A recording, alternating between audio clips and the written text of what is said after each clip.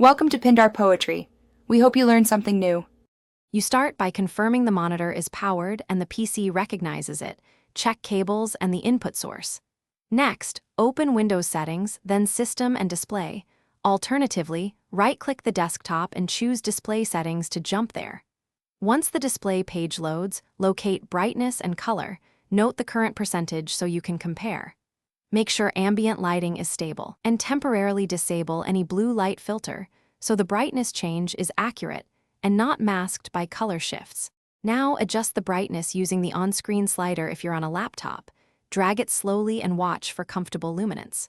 For external monitors, press the monitor's OSD buttons, navigate to brightness or picture, and change the numeric value.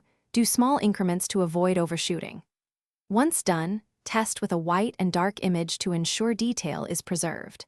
If adaptive brightness or night light is active, toggle them off and then retry, because those features can alter perceived brightness automatically. Finish by choosing a comfortable brightness percentage, typically 30 to 60% indoors, and save the monitor OSD settings if it's external. Make sure the GPU control panel, NVIDIA, AMD, or Intel, doesn't override the display settings. Adjust there if needed. If brightness won't change, update or reinstall display drivers, try a different video cable, and reset the monitor to factory defaults. If problems persist, restart the PC and recheck adaptive settings, because software conflicts are. Thanks for watching. Consider subscribing if we helped you.